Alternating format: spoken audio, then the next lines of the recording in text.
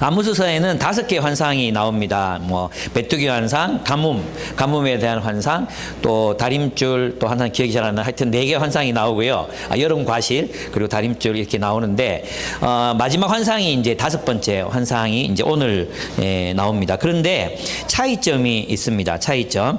한번 비교해 보시겠습니까? 8장 1절과 9장 1절 한번 비교해 보시면 8장 1절을 보시면 주 하나님이 나에게 다음과 같은 것을 보여주셨다. 보니 여름실과 한 강주리가 이렇게 돼 있죠. 보여준 하나님이 예언자에게 보여주시는 장면이 나오죠. 이제 9장 1절을 보십시오. 9장 1절. 내가 보니 라고 돼 있죠. 내가 보니 주님께서 제단 곁에 서 계신다. 이렇게 돼 있어요. 그러면 주님께서 이제 환상들을 보여주실 때는 어떤 기대를 가지고 보여주셨겠어요?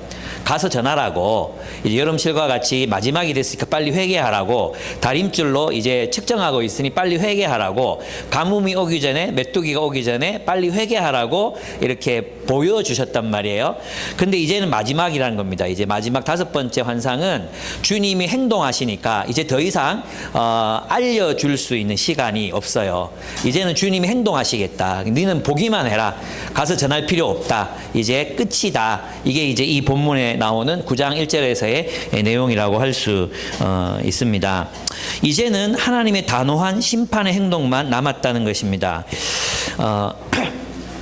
선지자에게 보여주시고 말씀하시는 것은 아직은 회개의 기회가 있다는 것을 의미하지만 이제 선지자는 백성들에게 자신이 본 것을 말할 수 없습니다. 하나님의 행동을 그저 지켜볼 수밖에 없다는 것입니다. 그런데 놀랍게도 이제 하나님이 심판하시는데 그 심판이 바로 성전을 향한 심판이라는 것입니다. 이 성전은 아마도 베델에 지어졌던 베델 성전을 말하는 것 같습니다. 하나님은 성전을 파괴하시고 성전에서 예배하는 사람들을 한 사람도 빠짐없이 심판하시겠다고 말씀하십니다. 9장 1절을 보면 내가 보니 주님께서 제단 곁에 서 계신다. 주님께서 말씀하신다. 성전 기둥머리들을 쳐서 문턱들이 흔들리게 하여라. 기둥들이 부서져 내려서 모든 사람들의 머리를 치게 하여라. 거기에서 살아남은 자들은 내가 칼로 죽이겠다. 그들 가운데서 아무도 도망할 수 없고 아무도 도피할 수 없을 것이다. 주님이 엄중하게 말씀하고 계십니다. 하나님이 어디에든 계시며 그들과 함께 하시겠다는 그들의 믿음은 처절하게 산산조각이 나고 맙니다.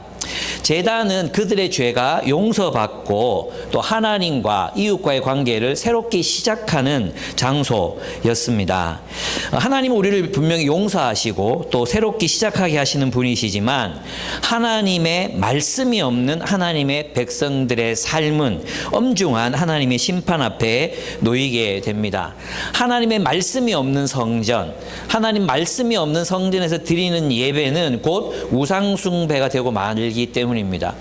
그래서 성전에서 드리는 예배가 하나님의 이름으로 드리는 그 예배가 우상숭배적인 예배, 자신의 욕망을 숭배하는 예배로 변질되었기 때문에 하나님께서는 그들을 심판하시겠다고 말씀하십니다. 2절에서 4절을 한번 같이 읽어보겠습니다. 비록 그들이 땅 속으로 뚫고 들어가도 거기에서 내가 그들을 붙잡아 올리고 비록 그들이 하늘로 올라가더라도 거기에서 내가 그들을 끌어내리겠다. 비록 그들이 갈멜산 꼭대기에 숨더라도 거기에서 내가 그들을 찾아 붙잡아 오고 비록 그들이 내 눈을 피해 바다 밑바닥에 숨더라도 거기에서 내가 바다 괴물을 시켜 그들을 물어 죽이게 하겠다. 비록 그들이 적군에게 사로잡혀 끌려가더라도 거기에서 내가 그들을 칼에 찔려 죽게 하겠다. 그들이 복을 받지 못하고 재앙을 만나도록 내가 그들을 지켜보겠다. 여러분 이 본문 읽을 때 뭔가 떠오르는 그 말씀이 없었습니까? 많이 들어봤던 구절 아닙니까? 내가 하늘에 올라갈지라도 거기에 그분이 계시고 음부에 내려갈지라도 그분이 계시고 내가 빛으로 동쪽으로 갈 때도 주님이 거기에 계신다고, 그래서 주님이 나를 인도하신다는 다윗의 시편이 아마 기억이 나셨을 겁니다. 근데 하나님께서는 왜 이렇게도 잔혹하고 또 끈질기고 집요하게 끝까지 심판하시겠다고 말씀하고 계실까요? 생각해 보면 이스라엘 백성들이 욕망했던 그 삶은 사실은 사람이 모든 사람들이 공통으로 소유하고 있는 부유함에 대한, 잘 먹고 잘 살 것에 대한, 안전함에 대한, 그러한 삶을 그들이 살아가고 있었다는 것. 그거 말고는 딱히 큰 죄가 없었어요. 그죠? 그냥 그들은 그들의 법에 따라서 정의롭게 그것이 착취였지만 그들은 합법적으로 부자로 살아가고 있었던 것입니다. 근데 하나님께서는 그들을 향해서 이렇게도 끝까지 정말 막 끝까지 심판하시겠다고 말씀하신 이유, 그것은 바로 그들이 성전을 우상 숭배의 장소로 만들었기 때문입니다. 하나님은 아모스를 통해 5장에서 말씀하셨습니다. 베델을 찾지 말고, 베델에 있는 성전을 찾지 말고, 길갈로 들어가지 말고, 브엘세바로 가지 말라고 말씀하셨습니다. 베델은 폐허가 될 것이라고 5장 4절에서 말씀하십니다. 그리고 주님은 아모스는 그들에게 너희는 주님을 찾아라. 베델 성전으로 가지 말고 주님을 찾아라. 그들은 성전에 가서 주님을 찾고 있다고 생각했는데 하나님이 보실 때는 그들이 자기를 찾는 게 아니라 자신의 욕망을 채워줄 다른 신들을 찾고 있었다는 것입니다. 너희는 주님을 찾아라 그러면 산다고 말씀하시며 이스라엘의 회개를 촉구했지만 그들은 돌아오지 않았습니다.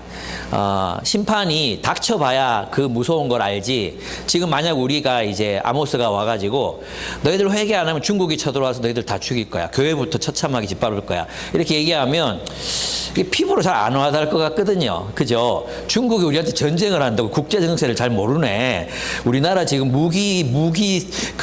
이게 얼마나 파워가 얼마나 강력한데 그걸 모르네. 아마도 이스라엘 백성들도 똑같이 생각했습니다. 그렇다고 중국이 우리한테 와서 뭐 침범하고 이런 얘기는 아닙니다. 예를 드는 겁니다. 예를. 그렇게 들었을 때 그들의 입장에서는 그게 피부로 너무 잘 살고 있었고 너무 부강했고 또 군사력도 출중했는데 우리가 뭐 누구한테 망한다고 이런 상상도 아마 못했을 것 같습니다. 그런데 그들이 이렇게 우상숭배, 예배의 장소가 우상숭배의 장소로 바뀌어 버린 이유, 그것은 바로 8장 끝부분에 나옵니다. 그래서 이제 사실은 8장 11절부터 9장 10절까지가 하나의 단락으로 묶일 수 있는 그런 단락입니다. 그래서 ABC 구조로 해서 앞에 있는 8장 11절부터 14절 그리고 마지막 절이 연결이 이렇게 될 수, A 연결될 수 있는 그런 구절이거든요. 그러면 8장 11절을 한번 보십시오. 한번 보시면 그날이 온다. 나 주 하나님이 하는 말이다. 내가 이 땅에 기근을 보내겠다. 사람들이 배고파 하겠지만 그것은 밥이 없어서 겪는 배고픔이 아니다. 사람들이 목말라 하겠지만 그것은 물이 없어서 겪는 목마름이 아니다. 주의 말씀을 듣지 못하여서 사람들이 굶주리고 목말라 할 것이다. 그래서 사람들은 그때 막 말씀을 들으려고 했잖아요. 12절 주의 말씀을 찾으려고 이 바다 저 바다로 헤매고 북쪽에서 동쪽으로 떠돌아다녀도 그 말씀을 찾지 못할 것이다 했습니다. 어떤 주석가들은 이제 예루살렘에 가야 하나님 말씀이 있는데 그들이 다른 장소들, 엉뚱한 장소를 돌아다니면서 말씀을 구했기 때문에 들을 수 없었다고 말하기도 합니다. 그러나 이제 연결해서 보면, 이 본문을 연결해서 보면 이렇게 볼 수 있습니다. 사실 하나님의 말씀이 선포돼야 되는 장소가 어디입니까? 성전이잖아요. 성전, 제단이 있는 성전. 그 성전에서 제사장들은 하나님의 말씀을 가르쳐야 했었거든요. 그런데 그들이 하나님의 말씀을 성전에서 가르치지 않았기 때문에 하나님의 말씀, 그 진리가, 인간이 어떻게 살아가야 하는 그 진리가 성전에서 외쳐지지 않으니까 사람들은 말씀을 그 어디에서도, 하나님의 진리를 그 어디에서도 구할 수가 없게 되었다는 겁니다. 하나님의 말씀이 사라진 성전, 하나님의 말씀이 사라진 예배, 하나님의 말씀이 사라진 성도들은 결국 우상숭배자가 되고 우상숭배적인 예배를 드릴 수밖에 없다는 거죠. 그렇습니다. 바로 이 이유 때문에 이스라엘이 타락했습니다. 하나님께서는 성전을 심판하셔야 되는 게 맞는 거죠. 여러분, 우리 교회 다니면 안전하다고 생각하잖아요. 예수 믿으면 안전하다고 생각하잖아요. 예수 믿으면 그 어떤 짓을 해도 우리는 안전하다고 생각해요. 그런데 아닙니다. 예, 오늘 본문을 봐도 그렇고 또 조금 이따가 제가 설명드리겠지만 예수님의 비유, 가라지와 알곡과 가라지의 비유, 양과 염소의 비유는 우리에게 전혀 다른 관점에서 이야기하고 있습니다. 하나님의 말씀이 선포되지 않는 성전 예배는 심판을 받습니다. 철저하게 심판을 받습니다. 결국은 이 성전에서 말씀이 사라진 결과 온 이스라엘이 하나님의 품에서 떠나게 되고 욕망을 따르게 되고 우상 숭배의 삶을 살아갈 수밖에 없게 되었던 것입니다. 우리의 마음의 성전도 마찬가지입니다.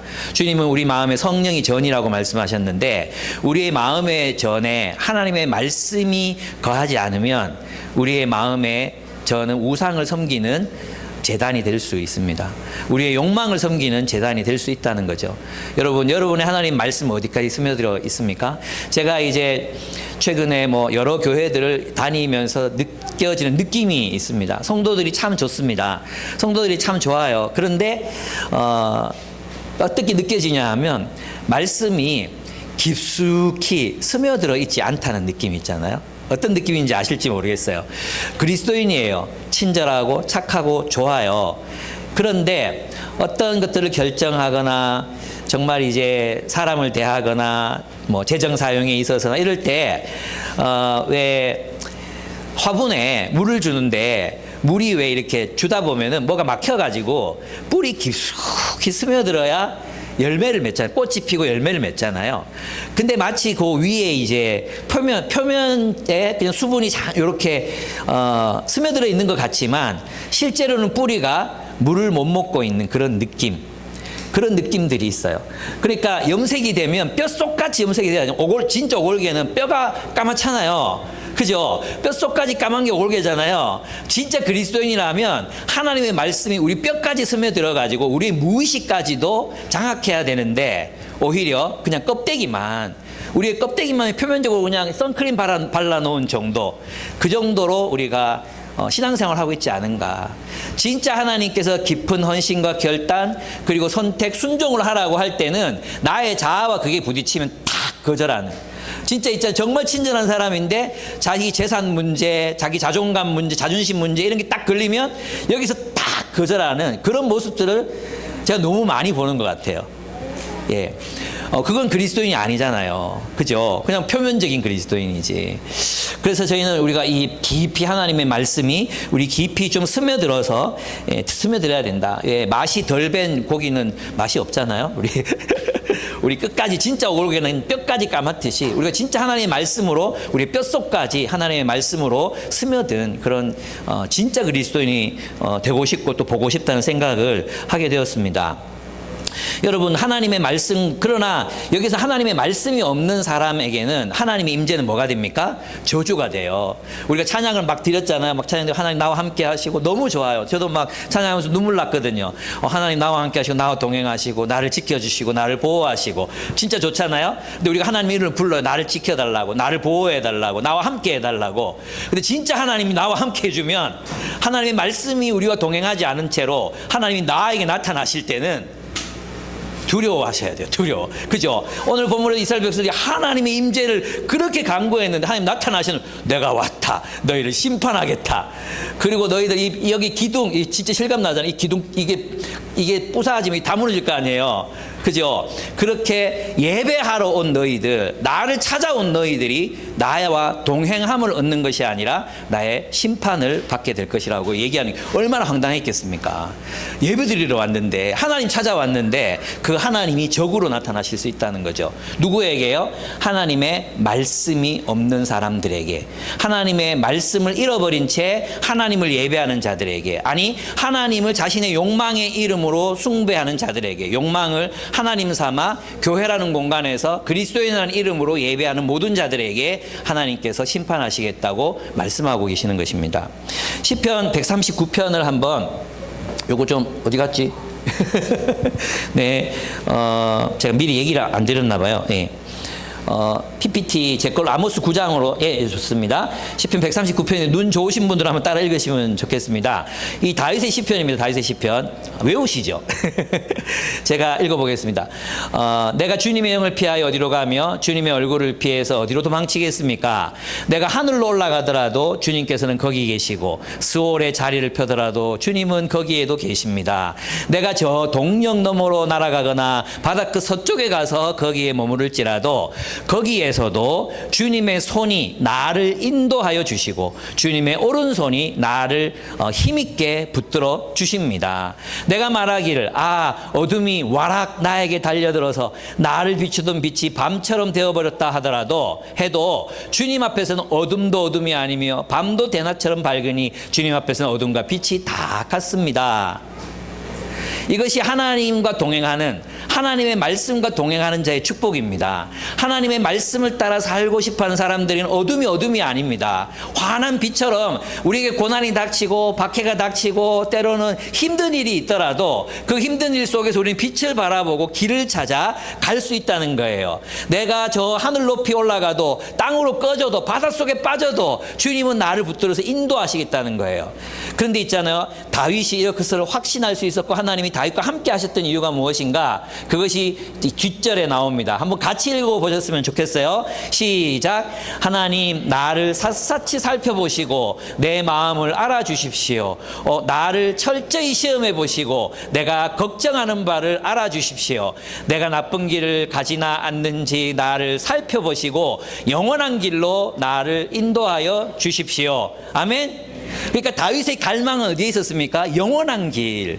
말씀, 하나님의 말씀, 그 영원한 길이 뭡니까? 삶이잖아요, 삶. 성경에 나오는 길들은 삶이잖아요. 그 도를 쫓아 살기 원하오니 나를 샅샅이 분석하셔서 내가 도대체 어떤 부분에서 당신의 말씀, 당신의 마음과 맞지 않는지, 내 무의식이, 내 가치관이, 나의 어떤 목적이, 내 모든 것들이 당신의 말씀에 비추어 진리이기를 원합니다. 내가 온전한 진리의 사람이 되기를 원합니다. 그래서 나를 살펴보십시오.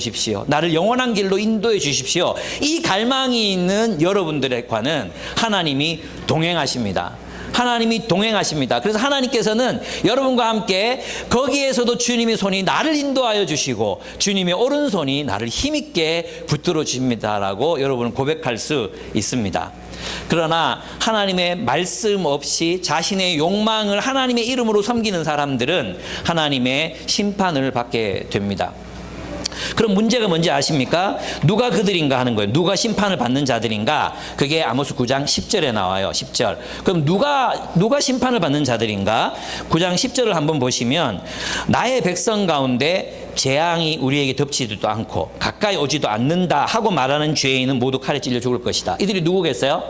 하나님의 말씀, 아모스의 말씀에 반응하지 못하고 있는 사람들. 그러니까 아모스가 이렇게 너희가 심판 당한다 그래서 웃기지 마라. 국제 정세를 봐라. 뭔 전쟁이 난다 그러냐. 이렇게 말하면서 자신을 그 말씀에 비추어 돌아보지 않는 사람들. 그 말씀에 비추어 자신을 돌아보지 않는 사람들. 이 사람들이 심판의 대상이 됩니다.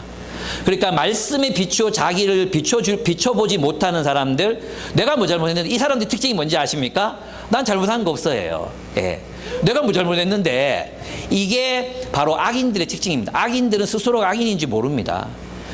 그러나 의인들은 자신이 하나님 앞에서 자신이 죄인임을 깨달은 사람들입니다. 하나님 앞에서 내가 아직도 가야 할 길이 멀고 성장해야 하고 자라나야 하는구나. 이것을 발견하는 사람들. 그래서 하나님 앞에서 늘 겸손하게 죄인임을 고백하는 사람들. 하나님의 은혜가 필요하다고 하나님 앞에 간구하는 사람들.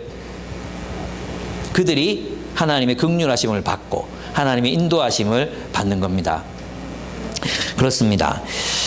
누구에게 하나님의 임재가 두려움이 됩니까? 그것은 바로 하나님의 말씀을 따라 살지 않는 사람들에게 하나님의 임재가 두려움이 되지만 어떤 이들에게는 하나님의 말씀 붙들고 살아가는 그 하나님의 사람이기를 원하는 사람들, 뼛속까지도 그리스도인이기를 원하는 사람들에게는 그 인도와 힘의 근원이 된다는 것입니다. 그렇습니다.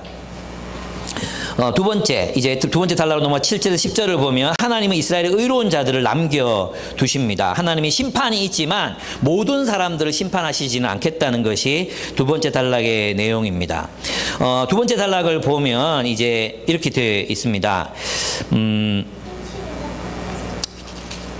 7절 이스라엘 자손아 나에게는 너희가 이디오피아 사람들과 똑같다. 나주가 하는 말이다. 내가 이스라엘을 이집트 땅에서 블레셋 족속을 그레테에서 시리아 족속을 기르에서 이끌어내지 않았느냐라고 말합니다. 즉 하나님은 온 세계의 주님이시기 때문에 하나님은 온 세계를 위해서 일하시는 분입니다. 그러나 하나님은 이스라엘을 통해서 온 세계에 복주기를 원하셨잖아요. 이스라엘이 하나님의 축복의 통로가 되기를 선택하셨어요. 근데 이스라엘이 하나님의 축복의 통로가 되려면 창세기 18장 18절 19절에 보면 뭘 이루어야 돼요? 하나님의 여호와의 도를 지켜 의와 공도를 행하는, 정의와 공의를 행하는 백성이 되어야 비로소 축복의 통로가 되거든요. 근데 정의와 공의를 행하지 않으니까 그냥 세상 나라와 똑같은 거죠.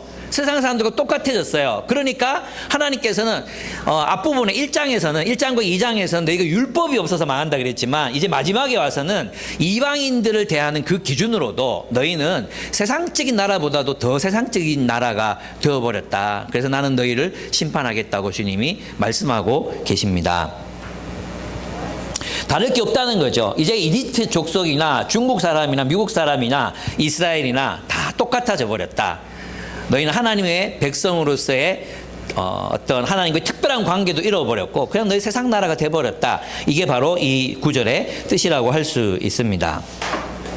그러면서 8절에 보면 나주 하나님이 죄 지은 이 나라 이스라엘을 지켜보고 있다 이렇게 말합니다. 이 나라를 내가 땅 위에서 멸하겠다. 그러나 야곱의 집안 모두 다 멸하지는 않겠다고 주님이 말씀하시죠. 그리고 9절에서 이제 체질하는 이제 비유가 나옵니다. 개역개정을 보면 이게 이제 히브리어로 보면 두 가지 다로 해석될 수 있는데 개역개정을 제가 한번 읽어보겠습니다. 보라 내가 명령하여 이스라엘 족속을 만국 중에서 체질하기를 채로 체질한 같이 하려니와 그 한 알갱이도 땅에 떨어지지 아니하리라. 이 알갱이는 곡식을 말하거든요. 그래서 개역개정은 곡식이 떨어지지 않게 하겠다. 이런 말이고요. 세 번역 어떻게 번역했냐 하면 돌멩이를 하나도 남김없이 골라내듯이 이렇게 번역했습니다. 그래서 이제 이거 체질하는 광경을 보면 원래 이제 나락이라 그러잖아요. 그 나락을 이제 던져놓으면 흙하고 막 섞이잖아요. 그래서 먼저 돌을 골라내야 돼요. 돌을 골라내고 나서 나중에 이제 이거를 체질을 하면 쭉정이 그 다음에 먼지, 흙 이런 것들은 날아가고 알곡만 남게 되거든요. 근데 어떻게 번역하더라도 또 돌은 굵으니까 이제 버리는 거죠. 어떻게 번역하더라도 심판은 분리라는 겁니다. 분리. 심판의 날에는 하나님의 진정한 백성과 가짜들을 분리하는 날이 올 것이다는 것입니다. 그렇습니다. 원래 이스라엘은 하나님이 이스라엘 향해서 내가 너만 알았다라고 말씀하셨지만 이제 이스라엘은 세상의 다른 나라들처럼 심판을 받게 됩니다. 그러나 하나님은 그들에게 남은 자들을 남겨두실 것입니다. 9장 8절을 근거로 보면은 이제 이걸 다 체질해 가지고 남아 있는 것들도 다 멸망시키겠다 이런 뜻이 아니라는 것을 알 수 있습니다. 왜냐하면 10절 나의 백성 가운데 누가 그럼 이 돌멩이처럼 누가 이런 쭉정이처럼 이제 다 심판을 받게 되느냐? 나의 백성 가운데 재앙이 우리에게 덮치지도 않고 가까이 오지도 않는다고 말하는 죄인. 이들은 다 칼에 찔려 죽을 거지만 하나님의 말씀 붙들고 살면서 넘어지기도 하고 쓰러지기도 하고 그리고 또 나를 살펴주십시오. 내가 주님의 사람이 되길 원합니다. 정말 신실하게 살아갔던 사람들은 하나님이 남은 자가 돼서 황폐한 곳을 다시 일으키는 자들의 사명을 그들에게 허락하십니다. 네. 여러분 저는 이 구절을 보면서 이제 그 알곡과 가라지 비유가 생각이 났습니다. 이 둘은 이제 성경에 보면 비유에 서로 섞여서 막 자라나잖아요. 이제 같이 한번 찾아봐야 되는데 예, 마태복음 13장입니다. 마태복음 13장을 한번 찾아보겠습니다. 이건 PPT가 없습니다. 예, 찾으시면 좋겠습니다. 마태복음 13장 37절입니다. 37절. 여러분 있잖아요. 이제 의인과 악인을 분리해내서 악인을 심판하겠다는 이 근본적인 사상이 예수님 오시고 나서는 예수님 십자가에 달려 돌아가셨으니까 이것이 적용이 안 될 것처럼 보이잖아요. 근데 예수님께서 친히 말씀하신 구절을 보면 그 최종적인 분리가 일어난다는 거예요. 예. 그러면 어떻게 일어나느냐? 37절부터 한번 제가 읽어보도록 하겠습니다. 예수께서 말씀하셨다. 좋은 씨를 뿌리는 이는 인자요. 예수님이요. 밭은 세상이다. 좋은 씨는 그 나라의 자녀들이요. 좋은 씨가 누구예요? 그 나라의 자녀들이요. 하나님 나라의 자녀들, 우리를 말하죠. 가라지는 악한 자의 자녀들이다. 가라지를 뿌리는 원수는 악마요.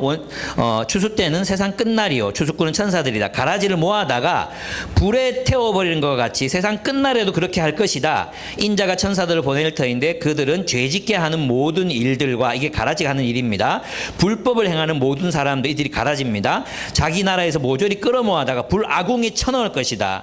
그러면 그들은 거기서 울며 이를 갈 것이다. 43절 같이 읽어볼까요? 시작. 그때 의인들은 그들의 아버지의 나라에서 해와 같이 빛날 것이다. 귀 있는 사람은 들어라. 아멘. 그럼 보십시오. 알곡은 하늘의 별과 같이 해와 같이 빛난다고 했어요. 해와 같이 빛난다. 그러면 이 세상에서 알곡과 가라지가 함께 자라잖아요. 그죠? 하나님의 자녀도 있고 천국의 자녀도 있고 세상 자녀도 있어. 악한 자의 자녀도 있어. 같이 자라요. 그런데 결국은 나중에 무엇을 보고 알곡과 가라지를 판단하게 되죠? 열매를 보고 판단하죠. 열매를 보고 무르익을 때까지 기다리시는 거예요. 무르익을 때까지 다 익은 걸 보고 알곡은 알곡대로 거두어 드리고 가라지는 가라지대로 심판하시겠다는 거잖아요. 그렇죠? 그렇다면 이제 이 의인들의 정체가 무엇인가 하는 거예요. 의인들의 정체가 무엇인가? 그게 뭐냐 하면 해와 같이 빛난다는 말씀 여러분 많이 들어봤죠? 하늘의 별과 같이 영원토록 비치리라. 어디에 나오는 말씀입니까? 다니엘서 12장 3절에 나오죠. 거기에 보면 많은 사람을 옳은 대로 돌아오게 한 이는 하늘의 별과 같이 영원토록 비치리라고 돼 있어요. 그러니까 예수님께서는 지금 알곡에다가 이 얘기를 하고 계시잖아요. 그럼 알곡이 하는 일이 뭐겠어요? 많은 사람을 옳은 대로 돌아오게 하는 거죠. 그럼 자기 옳은 대로 돌아오게 하려면 그 자신이 무엇을 가지고 있어야 돼요? 옳은 말씀을 가지고 있어야 되잖아요. 맞죠? 그래서 알곡은 뭐냐 하면 그 열매가 결국은 말씀의 열매라는 거예요. 말씀의 열매. 그리고 그들이 해야 되는 일이 뭐 이 세상에서 가라지들에게 해야 되는 일이 뭐라는 거예요? 옳은 대로 돌아오게 하라는 거예요. 왜 심판이 연기되냐? 왜 주님의 심판이 메시아가 오시자마자 즉각적으로 시행되는 게 아니라 왜 심판이 연기되었느냐? 그 가라지들, 세상의 자녀들을 옳은 대로 돌아오게 하라고, 선교하라고 주님께서 이 시간을 주셨다는 것입니다. 그래서 알곡의 참된 의미, 결국은 체질에서 남는 알곡들이 누구냐? 하나님의 말씀을 따라 악한 자들 옳은 대로 돌아오게 하는 이들이라는 것입니다. 그들이 누굽니까? 이사야서에 보면은 학자의 귀와 학자의 혀를 가진 의인을 말하는 겁니다. 학자의 귀와 학자의 혀를 가졌어요. 그들이 어떻게 살아갔습니까? 어떤 삶을 살았습니까? 수염이 뽑히고 침뱉음을 당하고 머리털이 막 뽑히고 그렇게 모욕을 당하면서도 그들이 했던 일이 무엇입니까? 곤고한 자를 일으키는 일. 심판 중에 있는, 심판을 받고 있는 그 연약한 자들, 이스라엘을, 하나님의 나라를 황폐하게 된 백성들을, 하나님 나라의 백성을 일으키는 일, 모욕당하고 수염이 뽑히고 침뱉음을 당해도, 채찍질을 당해도 굳건하게 일어서서 그 일을 감당하고 있는 사람들, 그들이 바로 많은 사람을 옳은 대로 돌아오게 한 이 말씀을 가지고 살아간 사람들의 일이라는, 그들을 알곡이라고 부르고 있다는 것입니다. 결국은 우리의 삶이 주님 앞에서 심판을 받게 될 것이고, 요한계시록도 그렇고 또 베드로후서도 그렇지만 심판은 어디서부터 시작됩니까? 세상으로부터 시작되는 게 아니라 성전에서부터 시작됩니다. 제가 아마 제일 먼저 심판을 받게 될 것입니다. 가장 중요한 심판의 내용이 뭐겠습니까? 말씀대로 살았나? 말씀을 올바르게 가르쳤는가? 가감없이 하나님의 말씀을 선포했는가? 사람들을 두려워하진 않았는가? 그죠? 사울은 왜 타락합니까? 내가 군인들을 두려워하여 라고 말하거든. 사울. 그죠? 군인들을 두려워하여 전리품을 숨겼나이다.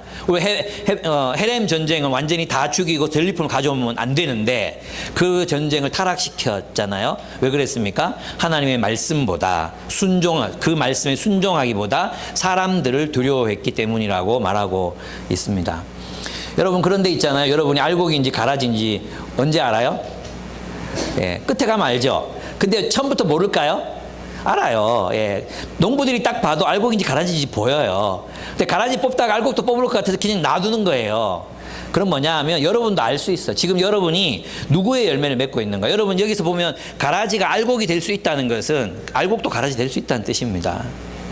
내가 알곡인지 알았는데 실제로는 내가 맺어가는 열매를 보면 가라지일 수 있어요. 그럼 어떻게 해야 돼요? 빨리 돌이켜서 말씀으로 돌아가라. 말씀을 묵상하고 말씀대로 살기를 애쓰고 하나님의 정의와 공의를 실현하고 주님의 사랑을 따라 새 계명을 따라 살아가라. 성령이 도우신다. 너희 힘만으로 되는 거 아니잖아. 성령이 도우신다. 성령 붙잡고 가라. 그러면 된다. 주님이 우리를 격려하고 계십니다. 근데 있잖아요. 이 말씀은 또 그 마태복음 25장의 양과 염소 비유하고도 연결되거든요. 그래서 이 본문이 예수님 말씀하신 산상수훈하고 다 연결이 되는 게 정말 신기했어요. 뭐냐 하면 알곡과 가라지 비유했잖아요. 그러면 25장에 가면 알곡과 가라지가 누구예요? 누구냐 하면 25장 마지막 양과 염소 비유가 나오잖아요. 우리 여호수아 산지 다 기억나죠? 예, 양들은 누구예요? 양들은 누구예요? 지극히 작은 자 하나에게 한 거, 한 사람, 뭔가를 한 사람. 그러니까 내가 목마를 때, 배고플 때, 헐벗었을 때, 갇힐 때 나에게 필요한 것들, 먹을 것을 주고 마실 것을 주고 입을 것을 주고 갇힌 자를 찾아봤다 했을 때 그 찾아본 사람들이 누구예요? 양들이잖아요. 양들. 그죠? 근데 양들의 특징이 뭔지 아십니까? 저는 주를 위해 산 것이 아무것도 없습니다. 내가 언제 주님을 섬겼습니까? 라고 얘기해요. 즉 그들은 자신들의 선행을 인식하지 못해요. 반면에 염소들은 있잖아요. 염소들은 주님이 내가 언제 주님을 섬기지 않았습니까? 라고 반문하잖아요. 그럴 때 주님이 뭐라고 말씀하십니까? 너희는 내가 줄일 때 먹이지 않았고 목마를 때 마시게 하지 않았고 헐벗을 때 내가 옷을 주지 않았다. 갇혔을 때 돌아보지 않았다. 지금 우리가 언제요? 이 지극히 작은 소자 하나에게 하지 아니한 것이 곧 나에게 하지 아니한 것이니라고 얘기해요. 그러니까 악인은 뭘 몰라요? 자신의 악행을 몰라요. 그 선인 이렇게 하나님 앞에서 의로운 사람과 악한 사람 어떻게 구분해요? 선한 사람은요 오직 주님을 따르겠다는 열망 때문에 자신이 하고 있는 선행이 선행인지 몰라요. 왜 그렇습니까? 그것이 자신의 마땅히 해야 할 아비투스, 습관처럼 나오는 일이 됐기 때문이에요. 자신의 본성에서 우러나오는 그냥 저절로 되는 거예요. 저절로 그냥 그렇게 하고 있었어. 근데 이 자신이 그것은 이게 칭찬받을 일이네, 이게 선한 일이네, 이게 몰라. 이게 바로 오른손이 하는 일을 왼손이 모르게 하라는 뜻이에요. 남들이 알게 하지 마라 이런 뜻이 아니라 내가 선한 일을 하는데 이게 선한 일인지도 모를 정도로 하는 거예요. 그냥 하는 거예요. 오른손이 하는 일을 왼손이 어떻게 모르겠어. 그냥 모르는 거예요. 너무나 마땅한 일을 하기 때문에 마치 히틀러 시대 유대인들을 숨겨줬던 샹봉 사람들처럼 기자들이 와서 물었을 때 이게 선한 일입니까? 그냥 당연히 해야 될 일을 한 것뿐인데요 라고 말했던 것처럼 그게 양들이라는 것입니다. 양들. 무슨 말인지 아시겠죠? 그들은 자신의 선에 대해서는 의식이 없지만 자신이 하나님 앞에서 정말 바르게 살아가겠다는 의식 가운데 살아가는 사람들이 바로 알곡으로 판단받고 내가 뭐 잘못했는데 주로 이제 내가 내 아내와의 대화에서 내가 하는 말이죠. 내가 뭐 잘못했는데 이렇게 얘기할 때 바로 그 사람들은 자신이 악인이라는 사실을 모르는 사람이 자기 악인이라는 거죠. 그래서 말씀에 비추어서 자신의 삶을 돌아보지 않는 사람들은 쉽게 악인이 될 수 있습니다. 쉽게 악인이 돼요. 그래서 하나님 말씀 앞에서 자기를 비추어보고 돌아보고 공동체에서 자기를 비추어보고 또 돌아보는 것이 우리에게 정말 필요하다고 할 수 있습니다. 그렇죠. 그럼 있잖아요. 우리가 악인이 되면서도 모를 수 있는 이유가 뭔가? 저는 이제 이게 바로 세상의 부력이라고 생각합니다. 부력이 있으면 어떻게 됩니까? 물이 올라가면 같이 따라 올라가잖아요. 이렇게. 그죠? 이렇게 쭉 올라가요. 우리의 삶도 그래요. 우리 주변에 있는 사람들하고 우리가 같이 올라가는 거예요. 같이. 여러분 20년 전, 30년 전에는 그냥 다 라면 하나 나눠 먹으면서 행복해했던 사람들이거든요. 맞죠? 근데 이제는 라면 하나로 안 되잖아요. 그죠? 뭐 썰어야 되고 인스타에 남길 만한 어떤 아름다운 음식이 있어야 되고 그렇잖아요. 그러면서 있잖아, 우리 주변에 있는 사람들이 그렇게 다 사니까 나도 이렇게 다 맞춰서 살아놓고 그 다음에 한 번씩 섬기는 걸로 나는 알곡이야, 나는 할 일 다 했어 라고 생각한다는 거예요. 그래서 우리의 선행이 너무나도 간헐적으로 있기 때문에 그게 자기 의로 남는 거예요. 나 했거든, 나 이것도 했고 저것도 했거든. 근데 진짜 그리스도인이라면 어떻게 해요? 계속 낮아지고 또 낮아지기 때문에 몰라요. 자기가 그렇게 선을 행한다는 사실 자체를 몰라요. 그게 라이프 스타일이 됐거든. 뼛속까지 스며들어 있거든. 낮은 데로 가는 게 그 사람의 삶의 습관이 돼 있거든. 근데 우리는 낮은 데로 가려면 어마어마하게 노력을 해야 돼. 유경자매가 다이빙을 하잖아요. 정말 배워보고 싶은데 막 다이빙을 한단 말이에요. 그 밑에 막 내려가잖아요.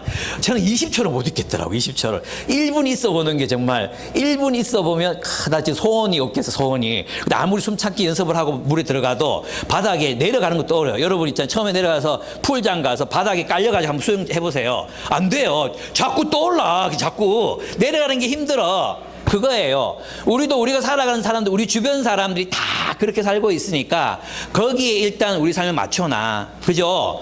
거기 다 맞춰놔. 그리고 나서 거기에서 내가 조금 빼가지고 남을 섬기는 거야. 그러면서 나는 그리스도인답게 살고 있어라고 생각하는 거죠. 그게 맞을까요? 안 해도 되는 소비, 안 해도 되는 어떤 많은 일들이 있습니다. 안 해도 되는 많은 일들. 예. 근데 우리는 그 모든 것들을 다 하고 다 먹고 다 누리면서 그 다음에 뭔가를 하려고 합니다. 그게 바로 아모스 시대의 부자들이 가졌던 마음들이었습니다. 예수님 시대의 바리새인들과 서기관들이 가졌던 마음이었습니다. 그 사람도 구제하고 있었거든요. 나팔 불면서 구제하고 있었거든요. 저는 그래서 있잖아요. 우리가 정말로 잠수하려면 굉장히 많은 노력이 필요하잖아요. 그죠? 낮아지려면 계속 끊임없이 낮아지기 위해서 노력해서 결국 우리가 인어가 돼버리는 거지. 결국 우리의 여기 아가미가 생기고 여기 막 기적이 일어나는 게 기적. 여기 아가미가 생기고 막 그렇게 되는 거지. 그렇게 애쓰지 않으면서 있잖아요. 우리도 알게 모르게 우리 주변 사람들과 함께 그냥 같이 올라가는 거죠. 이렇게. 그걸 포기하지 않으면 우리는 그리스도인으로 살아가기가 저는 어렵다고 생각합니다. 그래서 셀리 하워스가 그런 얘기를 했습니다. 그 교회의 정치학이라는 책에서 왜 미국 교회가 왜 이렇게 유아적이 돼버렸을까? 그러면서 이제 교회가 제가 돌보자고 얘기했잖아요. 서로 돌보자. 돌봄을 하려면 뭐가 필요합니까? 훈련이 필요하거든요. 근데 성도들이 마치 교회에 와서 다 얘기하는 게 뭐냐 하면 나 좀 돌봐줘. 나 좀 위로해줘. 나 좀 섬겨줘. 그래서 그게 안 되잖아. 이 공동체 사랑이 없다 하고 가는 거야. 이 공동체 사랑이 없다 하고 가는 거예요. 예. 그래서 돌봄의 공동체를 전락해버린 것을 얘기해요. 그럼 왜 그렇게 됐는가? 교회가 훈련과 규율이 사라졌기 때문이라고 얘기해요. 저는 그 말에 100% 동의합니다. 여러분 있잖아요. 우리가 우리의 본성을 따라 살면 그냥 자연스럽게 아무 생각 안 하고 살면 돼요. 여러분이 악인이 되는 방법 아무 생각 안 하고 성경 안 읽고 아무 생각 안 하고 살면 그냥 악인이 돼요. 그냥 남들 사는 것처럼 살면 그게 악인이 되는 거예요. 예. 그런데 있잖아, 하나님의 말씀이 우리를 계속해서 침범해 두면 불편해요. 근데 그것을 진짜 내 삶에 적용해서 살아가려면 뭐가 필요합니까? 기준이 필요하거든요. 그래서 저는 있잖아요, 우리가 늘 얘기했지만 하워드 스나이더 맞죠? 하워드 스나이더가 얘기했듯이 우리의 삶의 기준을 더 이상 높이지 않으려는 결단. 여기서 멈추자. 저 사람들하고 내 삶의 수준을 동일시하자. 그래서 거기서 더 안 커지려고 노력을 해야 돼요. 저는 있잖아요. 나는 현실적이에요. 여러분들이 삶을 살아가면서 삶의 수준을 안 높일 수는 없어요. 그죠? 아이들도 크고 하기 때문에 안 높일, 현실이 있으니까 높이지 않을 수는 없어요. 그러나 여러분이 마음의 기준을 정해놓지 않으면 내가 예를 들어 20대 대학생 때 사는 삶이랑 아기 있을 때 삶이랑 없을 때 삶이랑 이 다를 수밖에 없죠. 그죠? 근데 우리는 이런 생각들, 이런 계산들을 안 하고 그냥 세상 사람들 사는 것처럼 똑같은 레벨로 올라가잖아. 그러면서 내가 낮아지는 삶을 산다는 것은 거짓말이라는 거예요. 우리의 삶에 규율이 있어야 됩니다. 훈련이 있어야 됩니다. 그러다가 그 훈련이 결국 반복되면 무의식적으로 되는 거죠. 여러분 다 운전하시잖아요. 처음 운전 배울 때 얼마나 덜덜덜 떨었습니까? 저는 유턴을 못 해가지고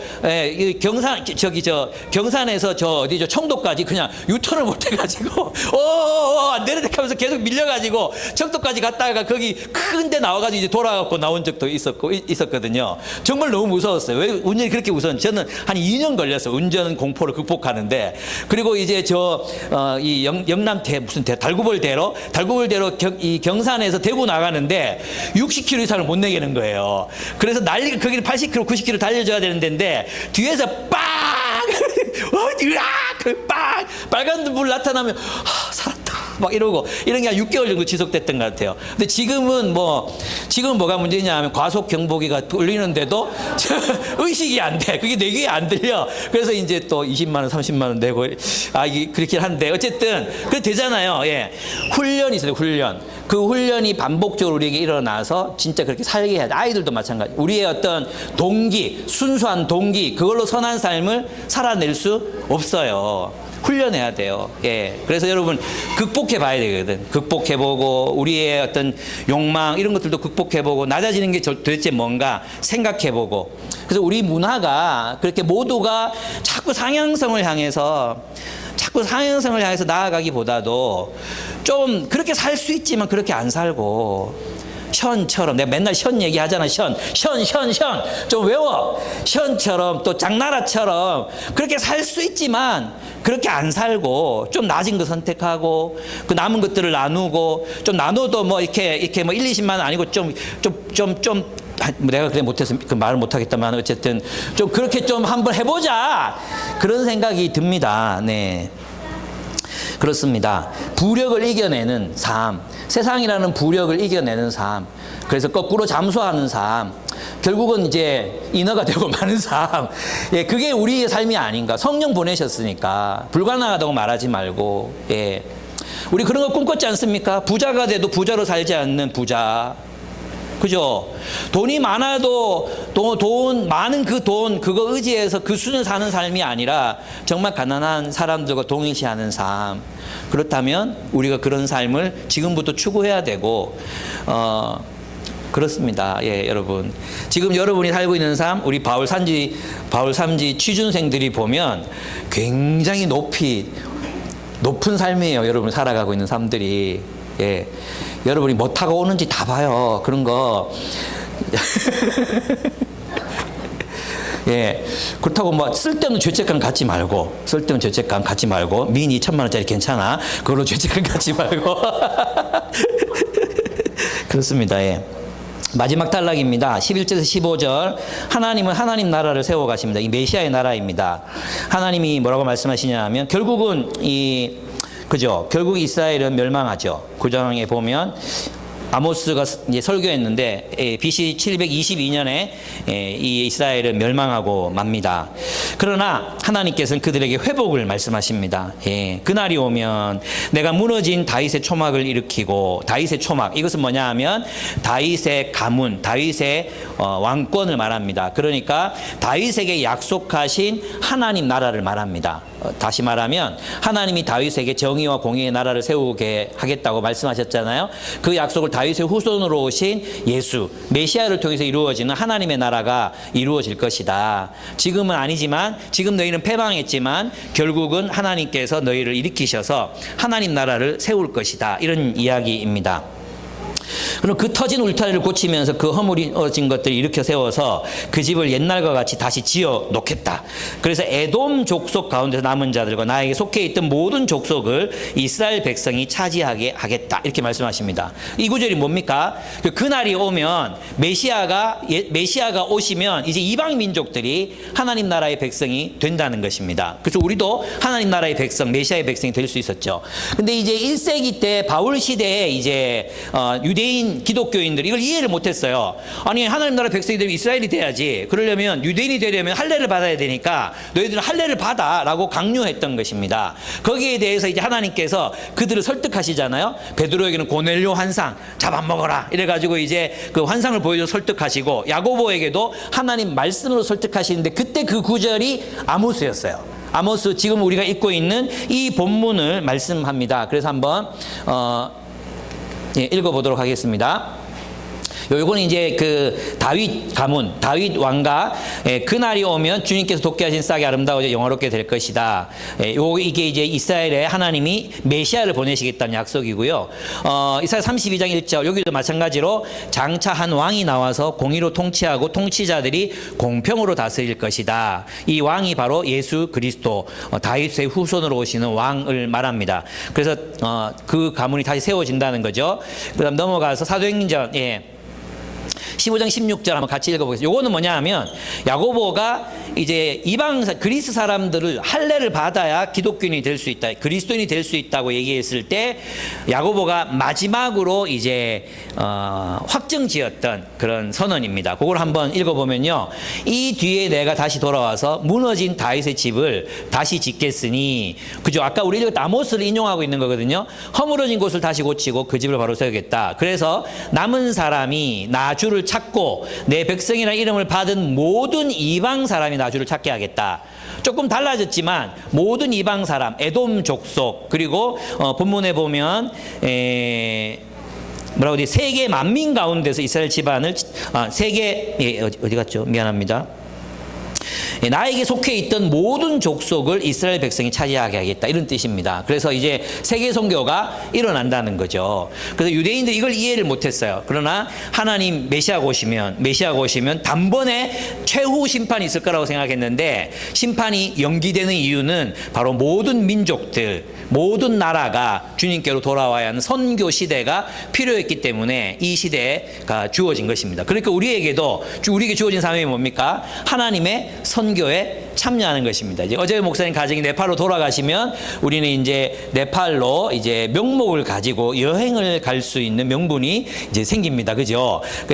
어제 목사님께 교회를 세우시면 우리 교회도 이제 조를 짜가지고 가서 돕기도 하고 섬기기도 하고, 이제 필리핀에도 교회가 있습니다. 그죠? 그 필리핀에도 우리가 협력하는 교회가 있습니다. 그 교회 가서 빈민촌에 있는데 같이 그 빈민들 섬기고 놀아주고 필요한 것들도 감당하는 그런 사역들을 우리가 감당해야 합니다. 또 우리 한국에 들어와 있는 이주민들이 굉장히 많습니다. 그 이주민들을 섬기는 일, 이런 것들도 우리의 사역의 일부가 될 필요가 있습니다. 예, 그렇습니다. 네. 그리고 마지막으로 하나님은 이제 그 도시를 회복시키겠다고 말씀하십니다. 13절 보시면 주님께서 하시는 말씀이다. 그때가 되면 농부는 곡식을 거두고서 곧바로 땅을 갈아야 하고 씨를 뿌리고서 곧바로 포도를 밟아야 한다. 무슨 뜻입니까? 계속 풍년이라는 거죠. 풍년. 그러니까 농사를 짓고 막 이모작 삼모작 계속 농사를 짓게 되는 그런 풍년, 그 번영, 그 풍요로움을 이제 약속하십니다. 산마다 단포도주가 흘러나와서 이 상황은 포도를 미처 다 딸 수가 없어가지고 막 땅이 떨어지는 거예요. 그것들이 막 땅으로 흘러가는 그런 장면을 이제 과장법으로 이렇게 설명한 것입니다. 근데 놀라운 것이 뭐냐 하면 14절이에요. 14절을 한번 같이 읽어보겠습니다. 14절 같이 읽겠습니다. 시작. 내가 사로잡힌 내 백성을 이스라엘을 데리고 오겠다. 그들이 허물어진 성읍들을 다시 세워 그 안에서 살면서 포도원을 가꾸어서 그들이 짠 포도주를 마시며 과수원을 만들어서 그들이 가꾼 과일을 먹을 것이다. 아멘. 근데 앞에서 하신 약속이 있죠. 그때가 되면 농부는 곡식을 거두고 땅을 갈아야 하고 씨를 뿌리고 포도를 밟아야 할 것이다. 산마다 단포도주가 흘러나올 것이다. 이건 약속이죠, 약속. 그런데 그걸 누가 해야 돼요? 14절. 누가 해야 돼요, 누가? 14절 보세요. 내 얼굴 보지 말고 14절. 누가 해야 됩니까? 하나님께서 돌아오게 한 자들. 이 포로기한이잖아요. 그러면 그들이 누구겠어요? 우리죠, 우리. 예수님께서 불러 모은 우리죠. 맞아요?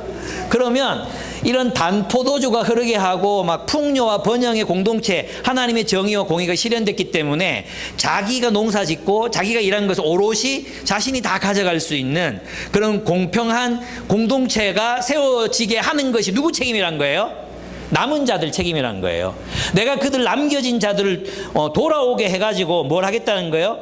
허물어진 성읍을 다시 세우고 포도나무 심게 하겠단 말이잖아요. 그래서 제가 어제 기도하면서 그런 얘기를 했어요. 하나님께 제가 불평을 얘기했어요. 하나님 뭐 합니까? 그러면 우리가 다 해야 돼. 뭐 하나님 뭐 하는데요? 막 결국 또 우리 보고 하락하네. 막 이거 포도주 와 앞에까지는 좋았는데 막 와 이랬는데 우리 보고 하락하네.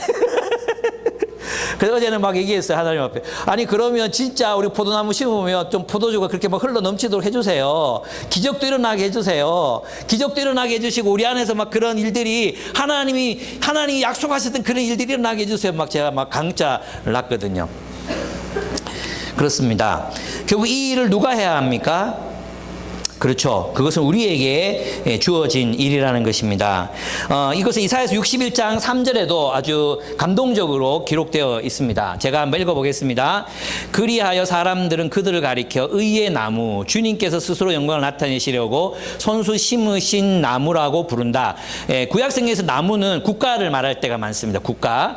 그들은 오래전에 황폐해진 곳을 쌓으며 오랫동안 무너져 있던 곳도 세울 것이다. 황폐한 성읍들을 새로 세우며 대대로 무너진 채로 버려져 있던 곳을 다시 세울 것이다. 사람들은 너희를 주님의 제사장이라고 부를 것이며 우리 하나님의 봉사자라고 일컬을 것이다. 그러면 우리가 제사장 나라가 됐잖아요. 제사장 나라. 그럼 제사장 나라가 해야 될 일이 뭐죠? 황폐한 도시를 세우는 일이라는 것입니다.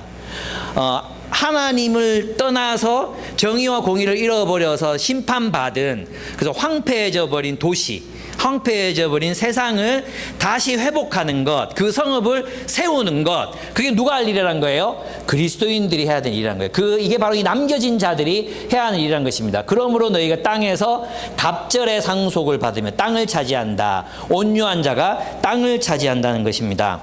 여러분, 이 구절이 시편에도 나옵니다. 그러나 온유한 자들은 땅을 차지하며 풍성한 화평으로 즐거워하리로다. 팔복에 보면 온유한 자가 땅을 차지하리로다 돼 있잖아요. 그럼 이 온유한 자가 누구냐면 시편 37편의 온유한 자는요, 세상이 악인들의 지배 속에 빠져버렸지만 여전히 하나님의 뜻을 행하고 신실하게 의롭게 살아가는 사람들이 온유한 사람들이에요. 그럼 아까 이사야서에서 봤던 그 신실한 사람들, 그 이사야에서 봤던 성읍을 일으킨 사람들이 누구냐? 비록 성읍이 허물어졌어. 다시 시작해야 돼. 근데 그 허물어진 성읍에서도 하나님께서 하나님의 나라를 세우시고 일으키시겠다는 약속을 신뢰함으로 정직하고 정의롭게 그 공동체를 세워가는 사람들, 그들이 온유한 자예요. 온유한 자. 다시 말해서 그 온유한 자, 학자의 귀와 학자의 혀를 가진 자들, 그들이 결국 뭐예요? 땅을 차지한다. 하나님의 나라를 차지한다. 이렇게 이해할 수 있습니다. 예. 이런 도 터지는 소리가 나와야 되는데, 예, 그렇습니다. 그러면 우리에게 이제 주어진 이 계명이 우리에게 주어진 사명이 무엇입니까? 우리는 이 땅에서 여전히 이미와 아직 사이에서 허물어진 성읍, 허물어진 도시를 일으키는 일을 위해서 우리가 부름받았죠. 그죠? 마치 포로로 잡혀가 있었지만 포로로 잡혀가 있는 바벨론 포로인 이스라엘 백성들이 바벨론의 번영을 위해서 일해야 됐잖아요. 그것처럼 마찬가지로 지금 우리도 여기에서 무너진 도시, 하나님을 버리고 떠나서 죄짓고 그래서 탐욕과 폭력으로 무너진 세계, 이 무너진 세계를 우리가 어떻게 일으킬 것인가? 그것이 우리에게 주어진 사명이라는 것입니다. 이미와 아직 사이에서 우리가 해야 될 일, 그 왕을 따라서 다윗의 초막 세워진 그 다윗의 초막, 하나님 예수께서 그 왕권을 일으키시고 그 가문을 하나님의 백성, 하나님의 나라를 세우시는 그 나라, 그 가운데에서 우리가 어떻게 살 것인가? 그것이 이제 우리의 사명이라는 거죠. 그래서 여러분을 그리스도인으로 부르셨을 때 바로 그것이 우리의 사명이에요. 이 무너져가는 성읍을 어떻게 세울 것인가. 어제 목사님이 이제 네팔로 가시게 되면 네팔에 무너진 그 도시를 어떻게 하나님 나라 공동체를 세우고 그들과 함께 그 도시를 세워갈 것인가. 이것이 우리에게 주어져 있는 일이라는 것입니다.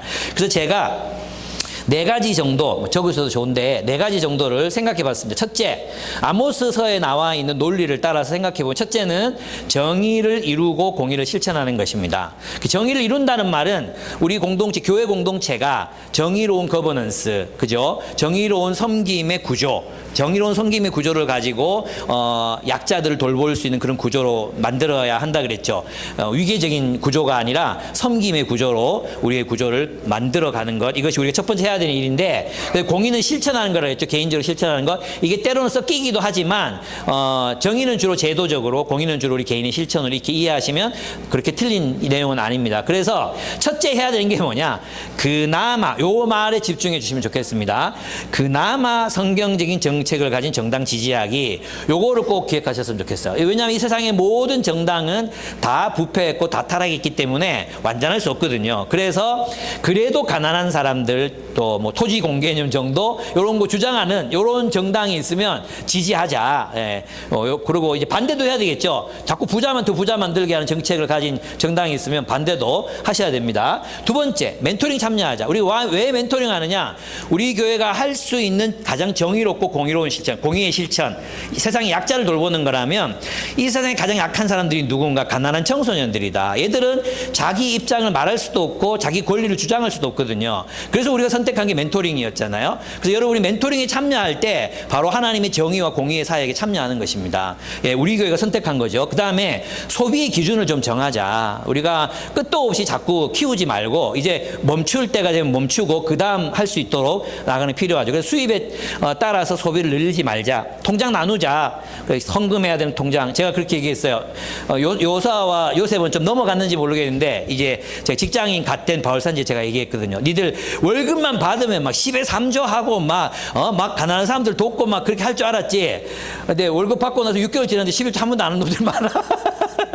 습관이 안 되니까 못 하잖아요. 습관이 안 되니까. 그러니까 어떻게 해야 돼요? 먼저 딱 떼놔야 돼요. 먼저 딱 떼놓고 11조. 구약 성경 11조는 성소에 바쳐진 11조가 있었고, 그다음에 가난한 사람들하고 나누는 11조가 있었거든요. 그래서 이 두 가지 우리가 참여하기 위해서는 통장 나누자 모으고, 그다음에 나눔 통장 모으고, 또 선교 통장 모으고, 이렇게 해서 또 용돈 통장 따로 해서 여러분들이 이거 미리 떼놓는 연습을 안 하면 결국 그냥 욕망 따라 쓰다가 다 썼네 이렇게 돼요. 그러니까 미리미리 하시면 좋겠어요. 그 고통받는 사람들과 연대하자. 우리 지금 나가시면 전세 사기 피해자들이 이제 서명 운동하고 있거든요. 왜냐하면 이 100억대 사기를 친 놈이 몇몇 사람 회유해가지고 돈 돌려줄 테니까 탄원서 좀 써달라. 형벌을 줄이는 탄원서 써달라고 회유해서 이걸 이제 위원이 알았어요. 위원들이 알아가지고 반대로 하자고. 그러니까 엄벌에 처해달라고 서명하자 해가지고 지금 하는 거거든요. 그래서 여러분들이 서명해 주시면 좋겠습니다. 네.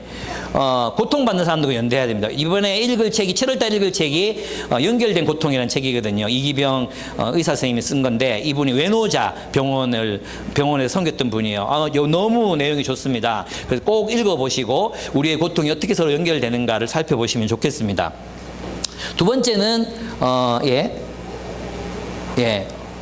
두 번째는 사랑과 정의의 공동체를 세우는 겁니다. 이거는 다른 많은 게 포함되어 있어요. 첫째는 뭐냐 하면 사람을 존중하는, 그러니까 가장 기본적 아모스에 나오는 가장 기본적인 정의가 뭐였어요? 사람 무시하지 말라는 거잖아요. 그죠? 사람 무시하지 말고 사람 수단으로 만들지 말고 사람을 인격적으로 대해야 된다. 사람을 존중해야 된다. 이게 정의의 기본이에요. 그래서 기독교 공동체는 먼저 사람을 존중하는 것에서 시작해야 합니다. 서로 존중해야 합니다. 존중. 예. 그렇죠. 우리 누가 우리 중등부에서 있었던 일처럼 선물했는데 나 필요 없다. 안 받을래. 해가지고 이제 이 똥 떼지야. 이래가지고 싸움이 막 일어났거든요. 싸움이 일어나가지고 화해하고 그랬어. 또 애들이 말씀을 공부하고 잘못했다 하고 또 용서해주고 같이 잘 지내요. 예, 너무 훌륭하지 않습니까? 근데 어른이 되잖아요. 그럼 이게 화해할 줄을 몰라요. 용서를 잘 못해. 정말 힘들어요. 그래서 여러분들이 정의를 이루려면 뭐부터 해야 돼? 요거부터 해야 돼. 요거부터. 사람을 존중하는 거. 선물 보내면 잘 받고, 내가 필요 없는 거라도 고맙다 하고, 답장도 하고. 요거 해야 됩니다. 서로 용서하는 거, 요거 해야 돼. 용서하는 거. 예. 요거 안 되면서 정의, 이거 안 되면서 정의와 공의 얘기하는 건 진짜 거짓말이에요, 거짓말. 예. 요거. 용서를 강요할 수는 없지만, 우리 하나님 앞에서 적어도, 나에게 범죄한 사람들로부터 자유롭게 자기 일 하며 살 수는 있어야 된다는 거고, 환대하는 거, 그리고 헌금해야지, 헌금. 고통만 사고 연대하기, 원수를 선대하기, 여러분 기억하셔야 됩니다. 그 다음에 세 번째, 하나님의 성교에 참여하기. 그럼 하나님 선교가 뭐냐? 하나님 선교는 하나님의 통치를 증언하고 실현하며 사는 겁니다. 하나님의 통치를 증언하고 실현하며 사는 것.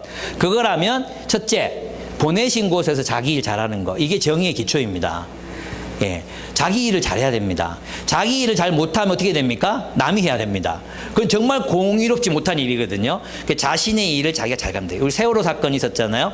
세월호 사건이 있었는데 작년에 거의 이제 원인이 밝혀졌어요. 그죠? 왜 보통 선박은 저도 해군인데 그 LSM이라고 깡통배라고 진짜 이 높아요. 높이가. 근데 있잖아요. 진짜 안 넘어져요. 안 뒤집어지거든요. 왜냐하면 그냥 바닥에 이 함교가 저 꼭대기에 이렇게 달려 있는데 이 함교가 바다에 닿아도 또 올라옵니다. 또 올라와. 이 절대로 뒤집어지지 않습니다. 요즘 복원력이 진짜 좋거든요. 최근에 만들어진 배니까 더 그렇잖아요. 근데 왜 뒤집어졌느냐 하면 뒤쪽에다가 이제 앞에 이제 이 상륙할 수 있는 도어가 있었는데 도어를 뺐어요. 무게가 달라졌죠. 평형수를 또 뺐어요. 그리고 뒤쪽을 높였어요. 뒤쪽을 높이고 적재를 많이 하기 위해서 공간을 개조를 했어요. 칸막이 있는 걸 빼버리고 그 칸막이 넣어버렸거든요. 그러니까 뭐예요? 선사가 자기 책임을 다하지 못했죠. 그래서 뒤집어진 거예요. 모든 전문가들이 배는 이게 쉽게 뒤집어지지 않아요. 정말로. 아무리 그래도 다시 돌아오는 복원력을 가지고 있는데 왜 뒤집어졌는가? 이 구조를 변경했기 때문이거든요. 그러다가 해경들이 왔잖아요. 그때라도 빨리 유리창 깨고 몇 명이라도 구출할 수 있었는데 그 시도를 안 했어요. 미군이 와서 돕는다 그래도 못하게 했잖아요. 이 모든 게 뭡니까? 모두가 직무유기했단 말이에요. 모두가 직무유기. 그죠? 자기 자리에서 자기 일을 열심히 잘하는 것이 뭐라고요? 정의의 기초예요. 하나님의 부르심의 자리에서 그 부르심의 역할을 잘하는 거죠. 이거 잘 못하면서 전도하려고 하면 욕먹어요. 예, 그죠? 여러분, 그래서 요 일 잘하자. 일 잘하자보다도 열심히 하자. 자기 일에 최선을 다하자. 두 번째, 인도주의 실천하기. 우리 직장에 갔어. 근데 분명히 여기 이 공동체가 그냥 우리 성경적인 기준까지 요구할 수는 없지만, 주님이 우리를 사랑하신 것처럼 서로 사랑하라. 이걸 그들에게 요구할 수는 없지만, 적어도 인도주의적으로 왕따 당하는 사람이라든지, 또는 불이하게 취급당하는 사람이라든지, 노동 착취를 당한다든지, 또 줘야 되는 임금을 떼먹으려고 한다든지, 이런 거 있으면 안 되잖아요. 그러니까 그런 기본적인 의미에서 인도주의를 실천할 수 있도록 주장도 하고 연대도 하고 이런 일들 우리가 같이 할 수 있어야 됩니다. 그 다음에 교회 공동체 초대하는 것, 이것도 하나님의 선교에 참여하는 거고요. 직장과 마을에서 정의로운 대안들을 제시하고 만들어가는 것, 이것도 필요합니다. 저희 딸내미가 이제 디자인 회사에 다니는데 그런 얘기 하더라고요. 사장실에 가보면 짜증이 난대요. 왜? 사장실 넓대요. 그리고 두 번째, 창문이 있대요. 너희들 일하는 데는 없어 그러니까 일부러 다 막아놨대요. 왜 막아놨대 하니까 해가 지는 걸 못 보게 하려고. 일하다가 시간 가는 걸 모르게 하려고 창문을 다 막아놓은 거예요. 와, 빨리 나와라. 거기는 빨리 나와라. 그런 데서 다니지 마라. 네, 그런 얘기했거든요. 그래서 얘기하라고. 와, 창문 필요합니다. 우리 좀 쾌적한 환경에서 일하게 해주세요. 얘기하라고. 잘리면 뭐 어떠냐고. 근데 애들이 이걸 못하는 거예요. 요즘 MZ들 잘한다 그러는데 그게 MZ들만 모였는데도 그걸 잘 못해. 왜 그런지 모르겠어요. 예, 팀장이 MZ라 그런가 봐요. 예, 또. 불의에 저항해야죠. 예. 복음 전하고 창업을 통한 비즈니스 선교. 저는 그래서 좀 이제 좋은 기업들을 좀 창업하고 성경적으로 운영해보고 그러다 망하면 망하고 이런 기업들이 좀 많아졌으면 좋겠다 생각합니다. 그리고 시민운동에 참여하는 거, 이런 것들이 하나님의 선교에 참여하는 방법이 될 수 있을 것 같습니다. 또 하나는 창조적인 예술활동입니다. 이게 하나님의 통치를 드러내는 방법이라면 우리가 이제 이거 해야 되는 거죠. 그래서 이제 개신교회에서 가장 약한 부분이 뭐냐 하면 예술성이거든요. 예술성. 저는 우리 교회에서 중창단도 나오고 그림도 좀 그려가고 전시도 하고 또 글도 좀 쓰고, 글은 이제 작가 모임이 있어가지고 글도 많이 쓰시는데 이런 것들이 좀 많이 있었으면 좋겠습니다. 이 아름다움이 세상을 구원한다 그랬잖아요. 그러면서 보면 우리 교회도 보면 조금 더 아름다워질 필요는 있는 것 같아요. 그죠? 촛불도 좀 켜고 예쁘게 좀 우리가 어떤 우리의 영적인 감수성 이런 것들이 드러나는 예배도 해야 되고, 또 버스킹도 하고 좀 전시도 하고 뭐 그런 것들이 우리 안에서 좀 일어났으면 좋겠다. 어떻게 해야 될지 모르겠지만 어쨌든 팀 켈러의 그 센터 처치를 보면 도시에서 이런 예술인들 연대를 만들어서 전시도 하고 해서 문화를 바꾸어가는 그런 이야기들 많이 하잖아요. 근데 우리도 그렇게 했으면 좋겠고, 오히려 이런 일들은 선교지에서 더 많이 일어나요. 교회 규모가 작지만 아주 창조적으로 복음을 전하는 그룹들이 이걸 잘하거든요. 또 우리도 이런 거 했으면 좋겠다 싶고요. 오마이뉴스에는 이제 시민 기자들을 뽑는데 여러분들이 이제 글을 투고하잖아요. 그러면 선정이 되면 7만 원인가 8만 원 줘요. 한번 해보십시오. 여러분 중에 사회 문제, 우리 동네 문제 이런 거 이제 이슈로 삼아서, 아니 청년들 문제 이슈로 삼아가지고 이제 보내면 글이 되면 오마이뉴스에 실어져요. 저도 이제 기훈실에 실었는데 5만 원 주더라고요. 글을 쓰는 건 돈도 된다. 요거 했으면 좋겠고, 유튜브 제작하고 이거는 이제 필수가 된 것 같아요. 그래서 이제 저는 안 해도 되는데 이제 여기 인성 간사님이나 병강 간사님들은 요거 해야 돼요. 유튜브 만들어야 돼요. 유튜브 릴도 만들고 이거 해야 됩니다. 그리고 이제 블로그도 만들고요. 드라마도 제작하고 드라마 각본도 좀 쓰고, 이런 분들 많이 나왔으면 좋겠고요. 영상, 영화 작업 이런, 하여튼 뭐 생각나는 대로 적었어요. 이렇게 우리가 하나님의 정의를 이루어가는 교회가 되면 좋겠다. 그래서 아모스서를 여기서 마치도록 하겠습니다. 함께 기도하겠습니다. 오늘 말씀 잠깐 요약해 보죠. 하나님의 성전을 심판하시는 이유, 말씀이 사라졌기 때문이다. 말씀이 사라진 성전, 예배, 성도들의 삶은 하나님 앞에 심판받는다. 왜냐하면 그 예배는 우상숭배적인 예배, 우리의 욕망을 섬기는 예배, 내가 원하는 것을 섬기는 예배가 될 수밖에 없기 때문이라는 것입니다. 그런데 하나님이 심판하시지만 남은 자들, 의로운 자들 남겨주십니다. 여러분 같은, 우리 같은 사람을 남겨주십니다. 왜 남겨주십니까? 황폐한 성읍을 회복하라고, 무너져가는 교회를 다시 세우라고 하나님이 우리를 남겨두십니다. 우리는 하나님의 통치를 이 세상에 실현하며 살아야 합니다. 서로 사랑하고 서로 돌보고 그래서 가난한 자가 없는 그런 교회를 우리가 함께 세워가기로 작정했습니다. 사람을 존중하고 차별하지 않고 힘든 사람이 나타나면 서로 도와주고 마음을 다해 내가 선행을 했다 이런 자부심도 느껴지지 않을 정도로 너무나 마땅하게 우리의 습관이 되어 가난한 자들을 향해 나아가고 섬기고 그게 우리의 습관이 되는, 세상의 부력을 따라 사는 게 아니라 하나님 말씀을 따라 잠수하는, 밑으로 내려가는, 낮아지고 또 낮아지는, 그래서 그것이 우리의 삶이 되는 그런 교회를 주님께서 원하고 계시다는 생각이 들었습니다. 우리 함께 기도했으면 좋겠습니다. 나도 모르게 세상의 부력에 따라 세상의 물결이 흘러가는 대로 흘러가고 있진 않았나, 그 세상의 삶을 다 살면서 내가 하나님 나라를 섬기겠다고 하지는 않았나, 내가 헌신해야 되고 훈련해야 되는 부분들 그냥 내버려 둔 채로 하나님 나라를 살 수 있다고 믿고 있지는 않았나, 내 실제 삶은 어떤가, 내 머릿속에서 이루어지는 헌신과 내 실제의 삶의 헌신이 얼마나 달랐는가. 진짜 다윗처럼 기도할 수 있으면 좋겠어요. 나를 샅샅이 살펴보시고 내가 하나님의 뜻대로 살지 못하는 게 있으면 알려주시고, 내가 영원한 주의 길을 걷기를 원하나이다, 내가 영원한 주의 길을 걷기를 원하나이다. 이것이 우리의 기도가 되기를 축복합니다. 함께 기도하시겠습니다.